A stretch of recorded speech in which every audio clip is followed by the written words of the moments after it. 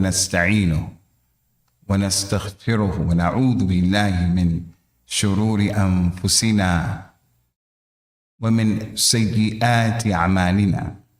من يهده الله فلا مضل له ومن يضلل فلا هادي له. وأشهد أن لا إله إلا الله وحده لا شريك له، وأشهد أن محمدا عبده ورسوله. يا أيها الذين آمنوا اتقوا الله حق تقاته ولا تموتن إلا وأنتم مسلمون. يا أيها الناس اتقوا ربكم الذي خلقكم من نفس واحدة وخلق منها زوجها وبث منهما رجالا كثيرا ونساء، واتقوا الله الذي تساءلون به والأرحام إن الله كان عليكم رقيبا.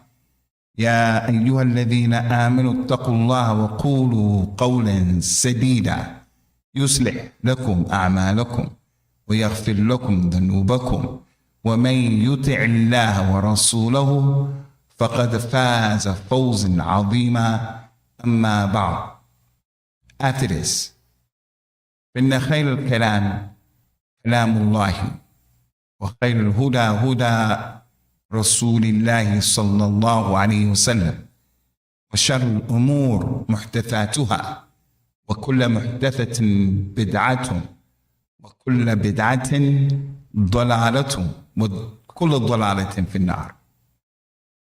Next point that the Imam of As-Sunnah, Imam Abu Abdullah Ahmad ibn Hanbal, rahimahullah, brought in his classic work of Ul-Sunnah, in which he brings the distinction and differences between Al-Sunnah wa Al-Dalal wal-Bid'ah wal-Inhiraf haqqa, is what Al-Sunnah believe in and they establish. And the reason why the issue came up once again, like every other issue in the book that has passed and every other issue in the book that's going to come, inshallah, is that the people of Kalam, Ahlul-Kalam, Ahlul-Falsafa, the people gave the taqdeem of the aql and gave it preference over the taqdeem of the wahy that came down from Allah Azza wa Jalla. The revelation goes over the intellect of Bani Adam every day of the week, every month of the year, his whole lifetime. We make the taqdeem and we put forward and give preference and precedence to the kalam of Allah and the kalam of the Nabi sallallahu alaihi wasallam.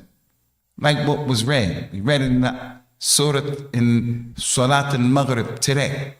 وَمَا كَانَ لِمُؤْمِنٍ وَلَا مُؤْمِنَةٍ إِذَا قَضَى اللَّهُ وَرَسُولُهُ أَمْرًا أَنْ يَكُونَ لَهُمُ الْخِيرَةُ مِنْ أَمْرِهِمْ وَمَنْ يَعْصِ اللَّهَ وَرَسُولَهُ فَقَدْ ضَلَّ ضَلَالًا مُبِينًا. It is not acceptable, it's not befitting for the believing man or the believing woman, if Allah or His Messenger, they decide a thing, they make a thing, legislate it, it's not for the true believing man or the believing woman to have any say-so in that affair. Whoever disobeys Allah and His Messenger, they have clearly gone astray. The Nabi sallallahu alayhi wasallam had a companion by the name of Zayd ibn Haritha. Zayd ibn Haritha radiyallahu anhu was the property of our mother Khadija before she married Rasulullah sallallahu alayhi wasallam. And then after they got married, she gave this slave to Rasulullah sallallahu alayhi wasallam as a gift. This belongs to you. It's no longer my property as your wife. This is your slave. This is your money. You want to sell him? You want to keep him? It's up to you. Rasulullah sallallahu alayhi wasallam took him as he had other slaves from men and women. But he was so close to Zayd that he freed Zayd. And he said to Zayd, you are my son. And he took him to the Kaaba one day and he made an i'lan in the Kaaba during the times of the Jahiliyyah before Islam. He said, Zayd is my son and I'm his father. If I die, he inherits from me. If he dies, I inherit from him. This is adi. This is what the Kuffar of Quraysh used to do. It is called at-tabanni. At-tabanni And that's when you have a adopted child. Adoption is not permissible in Islam in that way, because Islam came to protect the dururiyatul khamsa, the 5 things. And one of the things it came to protect is your lineage. Your lineage. So you can't put inside of your lineage the one who doesn't belong. So anyway, Allah Azza wa Jal wanted to show the kuffar of Quraysh that this tabanni is not from Islam, and Rasulullah came to destroy it. So Allah Azza wa Jal decreed that Rasulullah sallallahu alaihi wasallam marry Zayd's wife, Zaynab bint Jahsh. So Zaynab and Zayd started having problems because Zaynab was from Quraysh, and she was a pure Qurayshi lady. She was Qurayshiyya, Asira, and she was married to a slave. And she kind of felt, oh, I'm married to someone who's socially below, and people were talking, and she didn't want to stay married to him.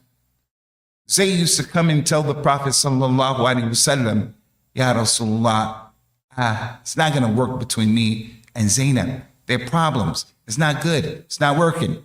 Rasulullah told him, sallallahu alaihi wasallam, as the ayah of the Quran said, Amsik alayka zawjika, wattaqillah. Hold on to your wife. Don't divorce her. Stay married to her. Allah said, and you hid in your heart what Allah was going to make manifest. And you were worried about the people, but it was more befitting that you worried about Allah.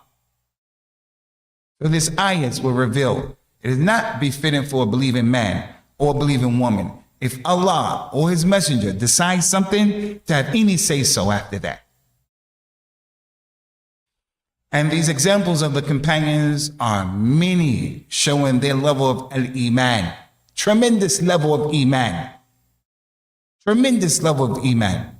So as it relates to this issue today, it's the same as all of the issues that have preceded. The slaves are going to speak to Allah Azza wa Jal Yawm Ul-Qiyam. The believers will speak to Allah, and Allah will speak to them, and the non-Muslims, Allah will speak to them as well, and they will speak to Allah. So we can't get this mas'ala conflated and confused with the issue of seeing Allah Azza wa Jal, seeing Allah. As it relates to the issue of seeing Allah subhanahu wa ta'ala Yawm Al-Qiyamah, we had already mentioned when we dealt with that issue that Allah ta'ala mentioned in the Quran, Kalla innahum min rabbihim yawma idhin lamahjubun. Yawm Al-Qiyamah, the kuffar are going to have a hijab, and they won't be able to see Allah. The kuffar won't be able to see Allah Yawm Al-Qiyamah. Al-Bitta, mustahil, wala mahala. Never going to happen. But the believers will see Allah. As for the kalam, Allah will speak to the believers and He'll speak to the disbelievers as well. And we'll come to that inshallah. As for the proofs that As-Sunnah took from what came to us in the Quran and the Sunnah, is what doesn't leave any majal for ikhtilaf and al-niza' and al-kalam and al-munaqasha. All of this falsafa, wallahi, it's a problem. The people of falsafa, philosophy, Socrates and Plato and all of those knuckleheads, they are straight up knuckleheads. We're not in need of their kalam. And we're not in need of kalam of white people today, black people today, kuffar today, coming to us talking a lot of ilm kalam about our deen. We don't need that stuff. We have to stand up to them with our backbones and our vertebrae straight up and say, Lakum deenakum waliya deen. Get out of here and miss me with that nonsense, that mess. The Quran is kifaya for us. It's enough for us. The Prophet mentioned in an authentic hadith, sallallahu alayhi wasallam, ما منكم أحد إلا سيكلمه ربه يوم القيامة ليس بينه وبينه ترجمان. He said, there is not any of you, not a single one of you, except that you're going to speak directly to your Lord Yawm Al-Qiyamah. There will not exist between Allah and you a translator. So we had some sheikhs who used to come, and we used to have to be the Hamzatul Wasl for the brothers who are learning Arabic.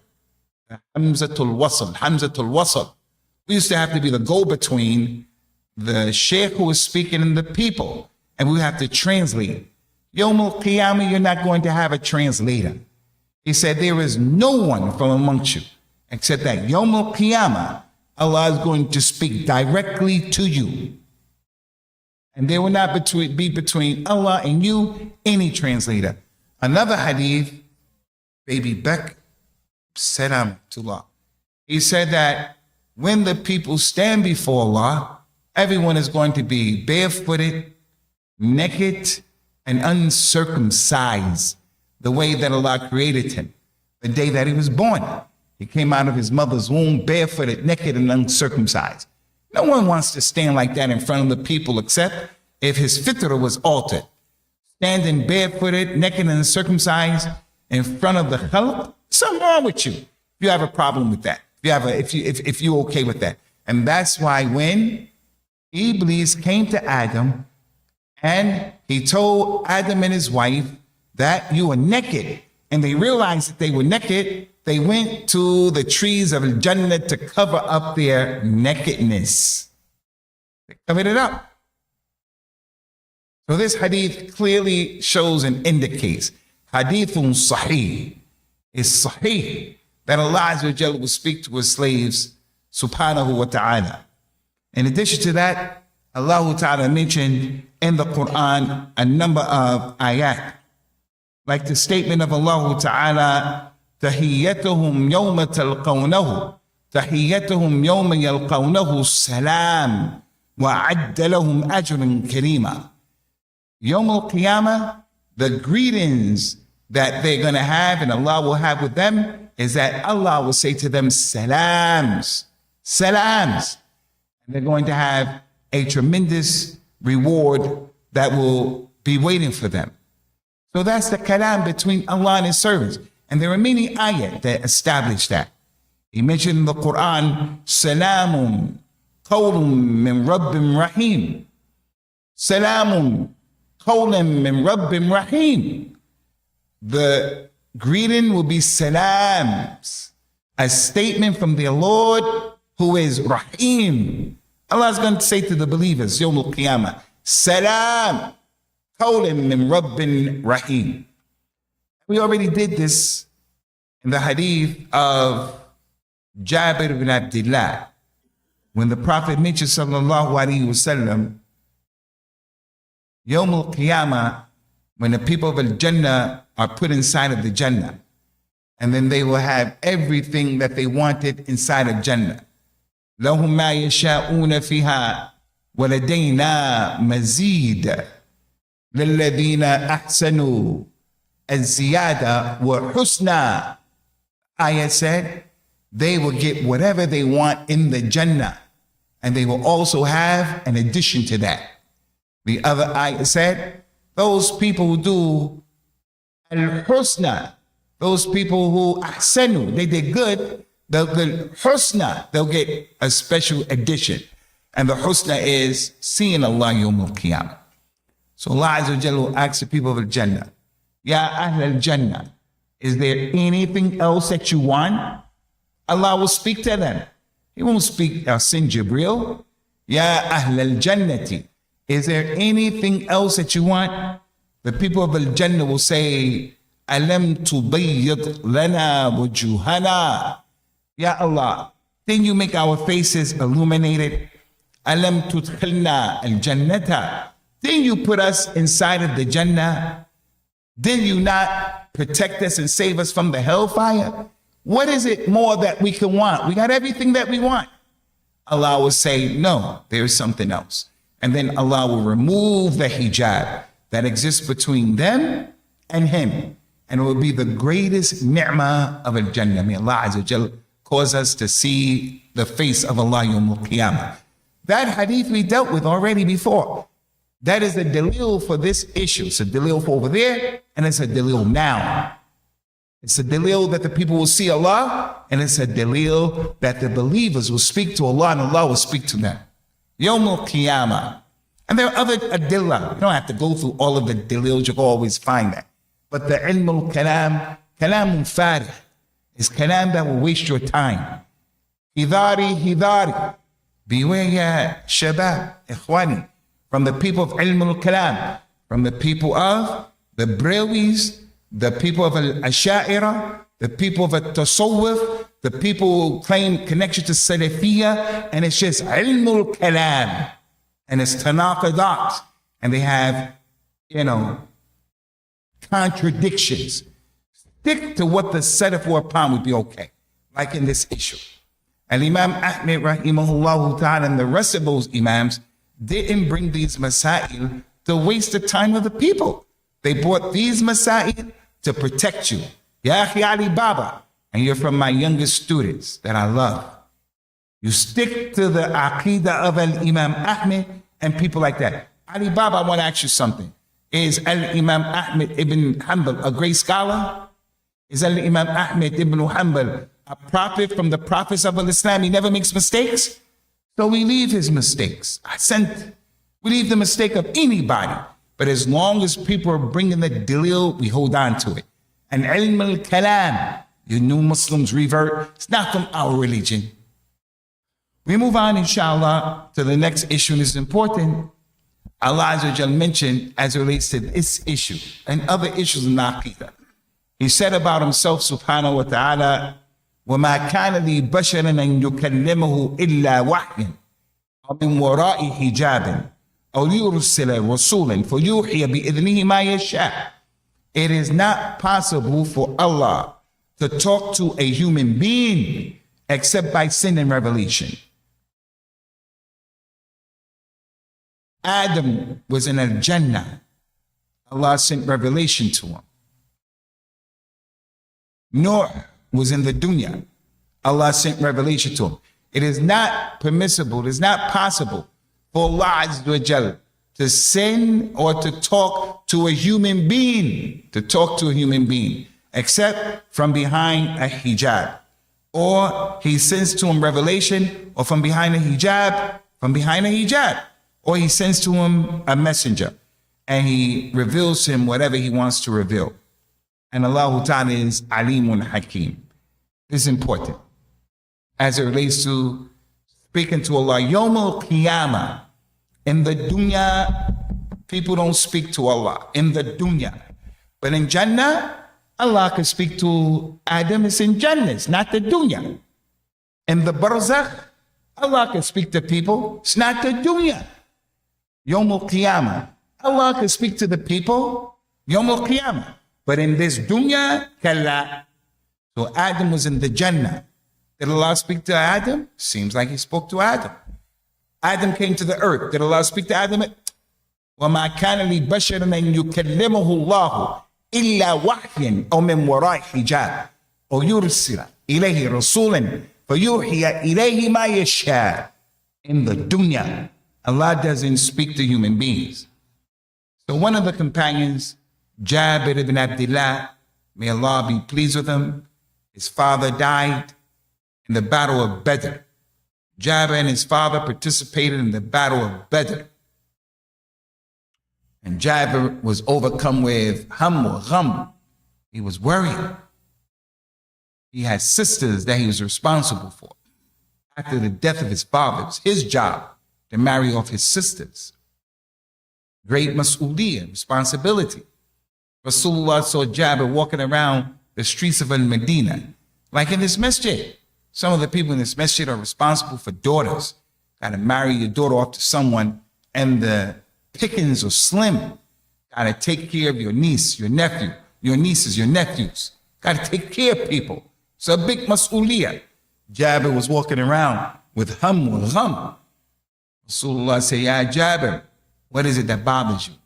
He said, Ya Rasulullah, my father Abdullah, he was killed, as you know, in the battle of Badr, and left behind these sisters for me to take care of. And Jabir has a lot of kalam with Rasulullah about that, sallallahu alaihi wasallam. Rasulullah said to Jabir, sallallahu alayhi wa sallam, Ya Jabir, la ubashiruka bima laqiya Allahu bihi abak? Did I not tell you how your father met Allah? You want to know what happened when Allah, your father, died and he got a shahada and was killed in the battle? Do you want to know what happened between him and Allah? He said, Bala, yes, Ya Rasulullah. He said, Ma kallama Allahu qat ahadan illa min warai hijab wa kallama abaka kifah. Allah never spoke to anyone, except that he spoke to him from behind a hijab, a partition. But Allah spoke to your father kifahan. Kifahan means nothing, no barrier, nothing, no partition was between Allah and your father. Was that in the dunya, baby Beck? Are you sure? Because you look like you guessing. Alex, was that in the dunya? It wasn't in the dunya. It's in the barzakh. Before Yawm Ul-Qiyam, his father got a shahad, and Allah Azza wa Jal spoke to him. And he said to Jabir's father, Ya abdi, tamanni, oh my slave, wish and ask me for whatever you want. For whatever you want. He could have said, Oh Allah, get my daughters married to the awliya and the best of the companions. Oh Allah, give my son Jabir enough money to take care of the family. Oh Allah, this or that. He said, Oh Allah, put life in my body again so I could go back to the earth, so I could fight jihad again. And they could kill me again, so I could come back to get this reward. Allah Azza wa Jalla said to Jabir, his father, do you not know that anyone who I cause to die will never go back? You're never going back. You're never going back. That's why the kuffar, when they're confronted, may Allah protect us from this, that they're going to go to the hellfire, they're going to say, oh, our Lord, send us back so we can do the right thing. Send us back. We want to go back. We're going to readdress our whole lives, plant seeds of khair. Allah Ta'ala mentioned, Kalla bal hiya kalimatun huwa qa'iluha. That's just some kalam, farih. Kalam, ilmul kalam, it's rhetoric. If he went back, he's going to do the same thing or even worse. Allah said to him, don't you know once you die, you're not going back. No one's going back. He said, then Allah, let the people who have left in the dunya know about what has been prepared for the mujahideen. The mujahideen who make jihad in al-Islam, ya akhi. The real jihad. I don't want to digress. But there was a brother, his name was Anjum Chowdhury. It was from the Hizb ut-Tahrir. It was a deviation from the Ikhwan al-Muslimin, the Hizb ut-Tahrir in the UK. He used to jump up and down in the UK, talking about the Khilafah, the Khilafah, the Khilafah. They were very, very, very, very harakiyin in the past. He got locked up for 5 years, went to jail for 5 years. And then he got out a few years ago. He was under the radar. All he had to do is be under the radar, get himself together, take care of his family, that's all. But he kept doing this stuff about the Khilafah, the Khilafah, the Khilafah. And the kuffar have been watching him all this time. They caught this man yesterday. They caught him yesterday. Now he's getting ready to spend the rest of his life in prison. And what did he do for dawah? What did he do for himself? What did he do for Islam? How did he change the condition of the hukam and the condition of Palestine or anything? That's why you brothers, you young brothers, Ali Baba, Alex, Baby Beck, Anis, Rida, you younger brothers, Farzan, you brothers, don't listen to the people of Kalam. Stick to what the Salaf were upon in terms of the Aqidah, in terms of the religion that they were upon. Abdullah ibn Mas'ud told the people, Ittabi'u wa la tabtadi'u laqad kafitum. Follow what those companions did tenaciously and don't invent and introduce into the religion. I want to ask you something. Is the Khilafah, we against the Khilafah? The Khilafah, are we against the Khilafah? We're not against no Khilafah, and we're not against jihad. We're not against jihad, but jihad has its time, its place, its people, its ahkam, its way. And this folder and this kalam is not the way. The jihad that we make right now is the jihad of the lisan. It is the jihad of our nafs. It's the jihad of spending your money. As for the jihad with a sword and fighting and engaging, where is that? What are we going to do? So Jabir's father, may Allah be pleased with both of them, asked Allah in the barzakh before Yawm Ul-Qiyamah, let the people know after me the reward that the mujahideen will have. Now I come, other people giving da'wah Allah here in America, the apologetic imams. And I'm not saying that to put anybody down. And they are always whitewashing these issues.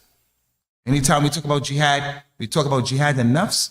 No, there's jihad in al-Islam, and we don't apologize to it. These non-Muslims will stand up in front of you and unapologetically tell you, you're going to the hellfire, all of you in this masjid. And your religion is a false religion, and your Muhammad is false. And we have to come, and we have to be sad, and we have to be weak and soft. We're not aggressive, overwhelming, and nasty. No, we're soft and apologetic. We're gonna say to them, Mutu bighaydikum. Die, you die with that hatred that you have for Islam and Tawheed and the Prophet of Islam sallallahu alaihi wasallam. So Jabir ibn Abdullah, his father, Allah spoke to him kifahan, directly between the two of them. Not in the dunya, not Yawm Ul-Qiyamah, but in the barzakh, because he's dead. Radiyallahu ta'ala anhu. Now we come to this issue, Ikhwani, and it's really important, and that is the kuffar. Will Allah speak to the kuffar, Yawm Ul-Qiyamah? I told you, don't get the two issues conflated and confused. Allah will not allow the non-Muslims to see him Yawm Ul-Qiyamah. But Allah will speak to the kuffar Yawm Ul-Qiyamah. But his kalam to the kuffar will be kalam that they don't like. Kalam that is punishment. As for the believers, the kalam will be salam. The kalam will be a greeting. The kalam will be, what do you want? Ask for me, what do you want? Are you people of the Jannah? Are you satisfied with everything? No, I have something better for you. So Allah's kalam with the believers will be khayr, kullu khayran. But to the kuffar, his kalam will be kalam, they don't like it. They don't want to hear it. Similar to the angel of the hellfire. What's the name of the angel of the hellfire? His name is Malik. Malik. His job, his wazifa, is he will be responsible for the hellfire. The Quran said that the people in the hellfire, the non-Muslims, say to Malik, go to your Lord and tell him to give us respite. Tell him to make it easy for us. Get us out of here. Malik will leave and he'll be gone for 500 years. Yawm Al-Qiyamah, one day in the sight of Allah is like 50,000 years. He'll be gone. While he's gone, they're being punished. Smoke, fire, voices, their relatives, they're watching all of this. They're being punished. Malik will come back, and Malik will come back with a face more angrier than the face that he left them with. Already his face is severe. That's part of their punishment. That's part of their punishment. And he will be making tawbih of them in the hellfire. Didn't the messengers come to you? Didn't you have a chance? And he will be looking angry. They'll say, go to your Lord, ask him to make it easy. He will go. 500 years, they're still being punished. He will come back. And they think they're going to get reprieve. Malik is going to say, my Lord has said your punishment should be double. So the punishment is greater and the face is more severe. May Allah protect us from the adhab of Jahannam and all of the ways that lead to the adhab of Jahannam. The non-Muslims.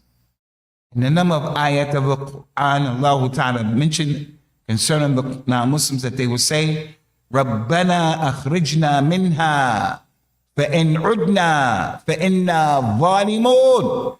The non-Muslims will say, oh our Lord, take us out of this hellfire. And if you take us out and we return to what we were doing before, then verily we are oppressive to ourselves. but let us out and give us a break. Allah Azza wa Jalla will mention to those people, قال أخسأوا فيها ولا تكلموني. Remain in it, debased and low, and don't talk to me. Don't talk to me. Don't say anything. Because I commanded you and I demanded from you that you worship me alone, that you don't make shirk with me. And you couldn't even do that? You couldn't even do that? I commanded you to wear hijab. I commanded you to make salah. I commanded you to make istighfar. I commanded you. And you couldn't even do that? Stay in there. وَلَا تُكَلِّمُونِ. Don't ask me for anything. That's an ayat of the Quran, from the many ayat of the Quran, that they would talk to Allah and Allah would talk to them. And then here these people come in after the companions talking about Allah won't speak Yawm Ul-Qiyam because Allah doesn't speak. If Allah spoke, then that would necessitate that Allah has lips, and Allah has a tongue, and Allah has a voice box, and Allah has a larynx, and Allah, a'udhu billahi, laysa kamithlihi shay, wa huwa as-sami'ul 'alim. What are you talking about? Huwa as-sami'un basir. Hal ta'lam lahu samiyan? Do you know Allah has any partner? Lam yakun lahu kufuwan ahad. Nobody is like unto Allah. What are you talking about? So those ayat are clear in the Quran that Allah will talk to the non-Muslims, but the kalam that they hear from their Lord will be kalam that they don't like. You got that, Ali Baba? Last issue is, what about all of those hadith that are authentic in Sahih Bukhari and Muslim that say Allah won't speak to the believers Yawm Al-Qiyamah? He won't speak to people Yawm Al-Qiyam. ثلاثة لا يكلمهم الله ولا يزكيهم ولا ينظر إليهم ولهم عذاب أليم شيخ زاني وملك كذاب وعائل مستكبر. There are three people that Allah won't speak to them Yawm Al-Qiyamah. Allah won't purify them Yawm Al-Qiyamah. Allah won't look at them Yawm Al-Qiyamah, and they'll have a grievous punishment. All three of those are grievous punishments, but it's more. It's more. Anytime you find an ayat like this or a hadith like this, and it's mentioned in the one who has all of this, you know it's a kabira from the kaba'ir. وَمَنْ يَقْتُلْ مُؤْمِنًا مُتَعَمِّدًا فَجَزَاؤُهُ جَهَنَّمْ خالد فيها وغضب الله عليه ولعنه وأعد له عذابا أليما.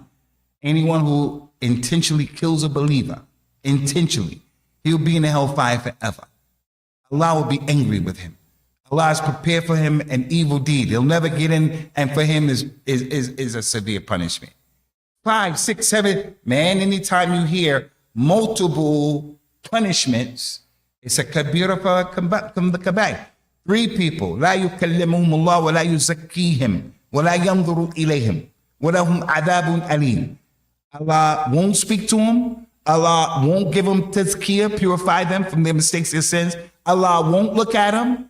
And we ask Allah to make us of the people, all of that. We get all of that, inshallah. And they will prepare for him a grievous punishment. Who are they? Number 1, the sheikh who commits zina.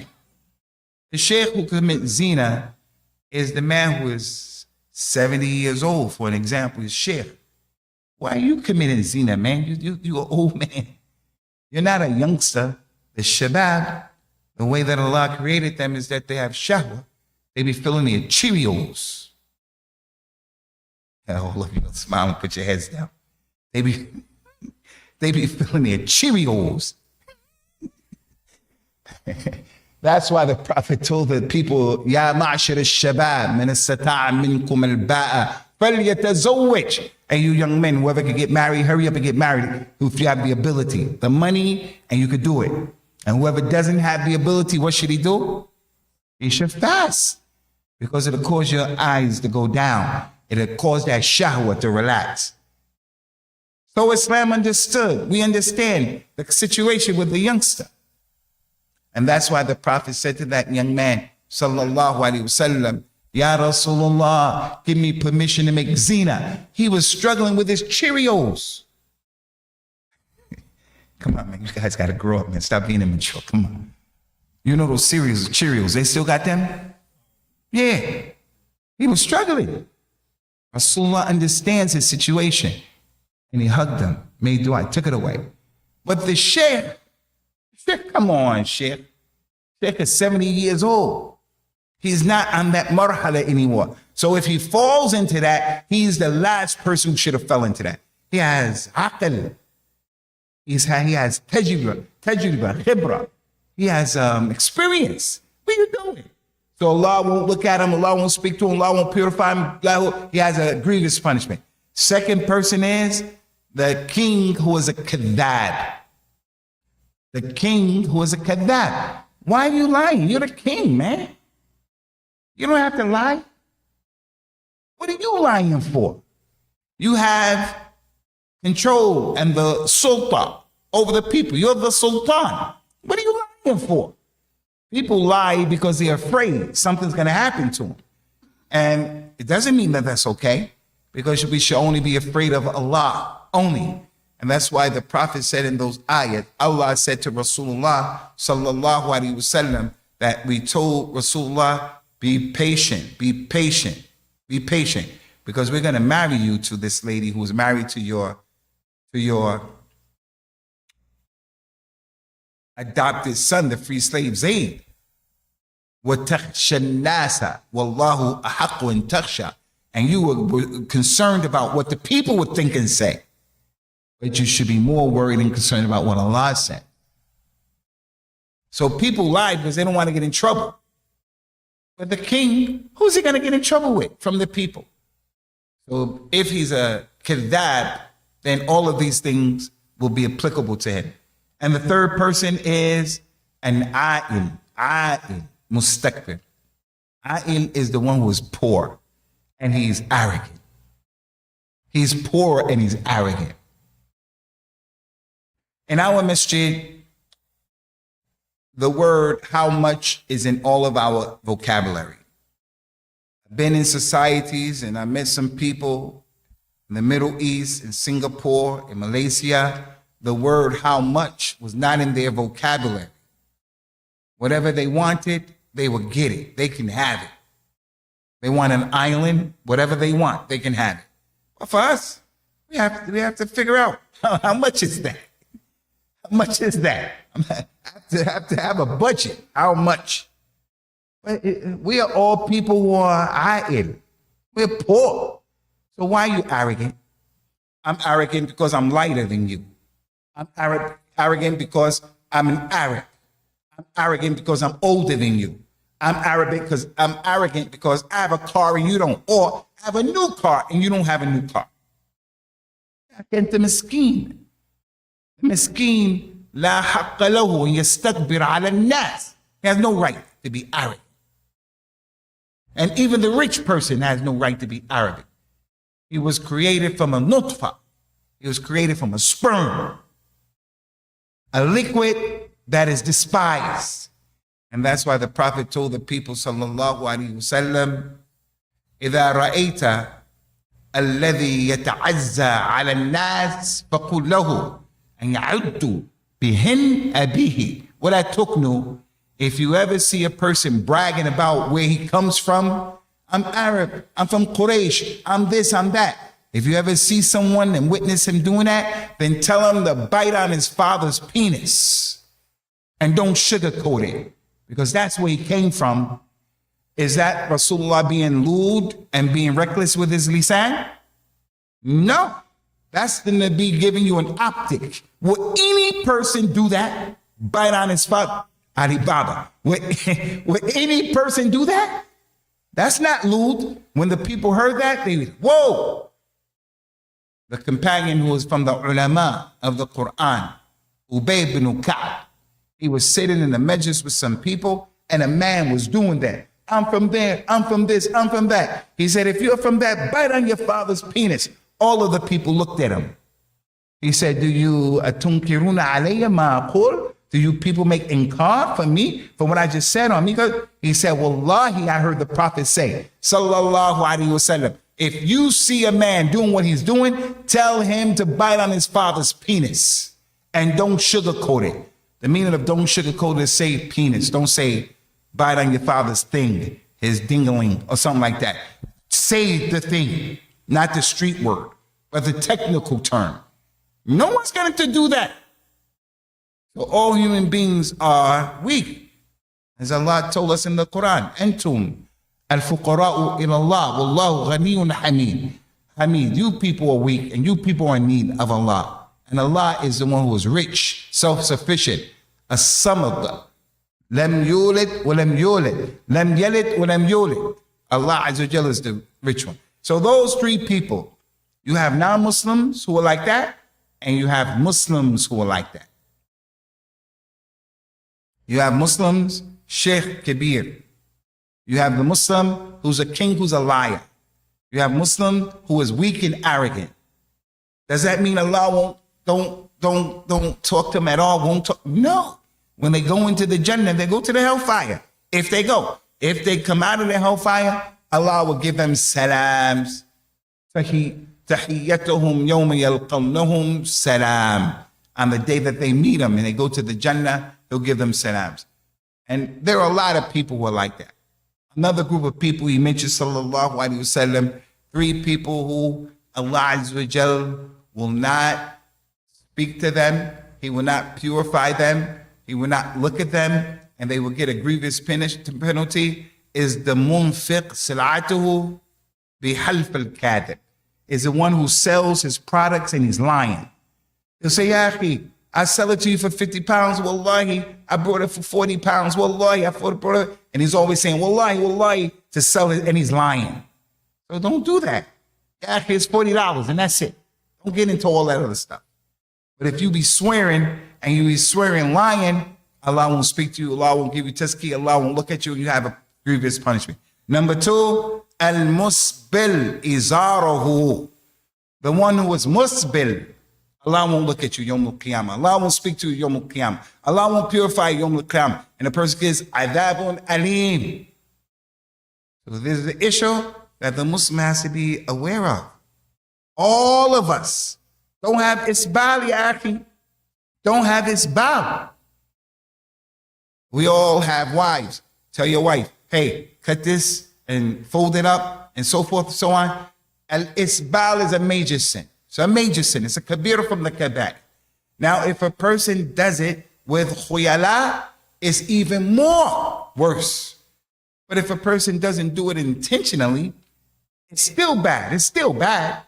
He said, Ma kana tahta al-ka'bayn fahuwa fi an-nar. He said, whatever is below the ankle bones is in the hellfire. And he didn't mention anything, whether you were arrogant or not arrogant. He didn't mention it. So if it's below your ankle bone, period, it's in the hellfire. But if you do it, khuyala, it's even worse. But what if a person is just, his clothes are like that? Like Abu Bakr, radiyallahu anhu, who used to pull his thing up and it would go down, pull it up and it go down. We say, but he used to pull it up. He was trying to keep it up. So he didn't have the means and the wherewithal to keep it up. But for us, come on, gotta do a better job. And the third one he mentioned, sallallahu alaihi wasallam, is the mannan, al-mannan, al-mannu. Al-mannu is when you say to someone, I did this for you, I did that for you, I did this, why don't you do this? You ask him to do something, he says, nah, I ain't gonna do it. And then he says, yeah, but I used to take you to work for free all the time. Yeah, but I used to give you meatballs and spaghetti all the time. Every Friday I gave you meatballs. Hey, brother, you gave me meatball and spaghetti because it was sadaqah. What are you talking about? You didn't give me meatball and spaghetti so that I could do this for you or that for you. For an example, al-mannan. And the parent has to be careful with this because we make infaq on our children, and then our children turn around and you say, you ungrateful wretch, you ungrateful criminal. Did this and this and that and this, and you have the nerve to say that? That is al-mannu. So these hadith go to show that the Muslim can fall into that, but it doesn't mean Allah won't speak to him at all. At the time he wants Allah to speak to him, Allah won't speak to him. At the time he wants Allah's rahmah, not that Allah's kalam is his rahmah, but he wants Allah to speak to him with kalam that is merciful. I forgive you. He wants that. It won't be said to him. May Allah Azza wa Jal not prevent us from his kalam that's tayyib, and may he ta'ala not prevent us from seeing him Yawm Ul-Qiyamah, and may he not subhanahu wa ta'ala cause us to be of those people who hear from him that which makes us sad and that which is a punishment in and of itself. Okay, Ikhwani, the very last thing I want to mention, it is important as well, because there's a lot of kalam. Allah speaking to his slaves. Will Allah speak to the people in Arabic, Yawm Ul-Qiyamah, or in English, or in Urdu? Will Allah speak in Urdu to the people? Wallahi, the jawab and the answer to this is, this question, the answer to it is, and al-nafi'ah, and al-fa'ida. It doesn't have any benefit. Allah is the creator of all the languages. He created our colors. He created our tongues. And whatever language he speaks to us in Yawm Ul-Qiyamah, that don't make no difference, man. We don't have any dalil to say he speaks this or speaks that. They're fabricated hadith that says, learn Arabic, because Allah loves Arabic and the kalam of people of Jannah is Arabic. It's not even da'if. It's mukhtalaq, mawdu', it's fabricated. So we don't know. Whatever language he speaks to us in. What? Because you know when you stand before Allah and he speaks to everybody, what language is it? So the people are worrying about the language as opposed to get ready for when Allah speaks to you, Yawm Al-Qiyamah. You have to get ready. Like the Ashab al-Kahf, people of the cave. Some people were saying the people in the cave were 3, the dog made 4, they were 4, the dog made 5, they were 5, the dog made 6, they were 6, the dog made 7. That's not the point. How many they were and the dog, that's not the point. What kind of dog was it? It's not the point. Doberman, Rottweiler, Pit Bull, a Chihuahua. That ain't the point, man. What kind of dog it is. And the people are making niqash. What kind of dog? You know, it was a Rottweiler. It was, come on, Yaki. The point is, Allah is the one who yuhyi wa yumeet. He is life and death. He caused them to die all those years. That's the point. All right, we're going to stop here, inshallah. If you, ikhwa, have any questions, any corrections, any ta'liqat, you can put them forward now. هل عندكم شيء؟ وقت الأذان تفضل يا شيخ. Yesterday I was in the Masjid at Asr time, I think it was, and the thing went out, the all of electricity, so this thing is off. You have questions from the internet? Hurry up. Allahu Akbar, Allahu Akbar. Allahu Akbar, Allahu Akbar.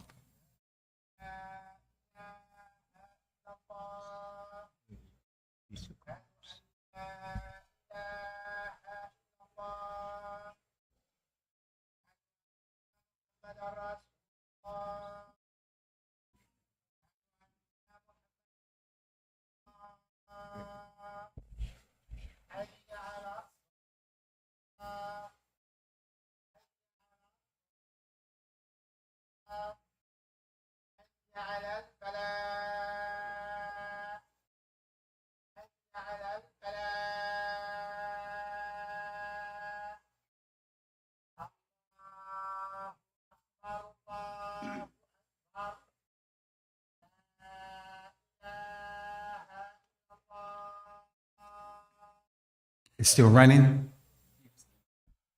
اللهم صل على محمد وعلى آل محمد كما صليت على إبراهيم وعلى آل إبراهيم إنك حميد مجيد. اللهم بارك على محمد وعلى آل محمد كما باركت على إبراهيم وعلى آل إبراهيم إنك حميد مجيد.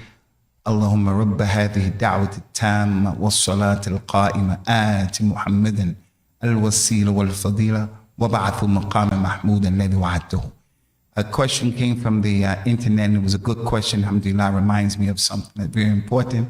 The person was saying there is a hadith that a man will die and then he will be sent back to the dunya in order to get the rizq. And it will be said to him, you have to come back to get all of your rizq. We say that it's an authentic hadith that the Prophet says, sallallahu alaihi wasallam, ya ayyuhan nas, ajmilu fi talab al-rizq, fa inna nafsan lan tumut hatta tastawfa ma laha min rizqin. Oh, you people, go about getting your money in the best way possible, because no person will die without getting all of his money. So that hadith will show that this hadith that's questioned, he died and came back, is a hadith that's batil. And plus the hadith of Jabir bin Abdullah, his father, Abdullah bin al-Haram. Don't you know, once you die, you won't go back? That's first, as it relates to that question. Second thing, Isa ibn Maryam. Someone will say, you said a person, if he died, he won't come back again. What about Isa ibn Maryam? What will we say? He never died. Bal rafa'ahu Allahu ilayh. Allah raised him up to him. He never died. And when he comes back, salawatullahi wa salamuhu alayhi, he's going to live, he's going to get married, he's going to break the cross, he's going to be with the Mahdi and all of those good things that are going to happen with him. Salawatullahi wa salamuhu alayhi wa ala anbiya'illahi ta'ala ajma'in. All right, ikhwani, we want to get ready for the prayer. We had to get that thing fixed right there. Sheikh Abu Anas.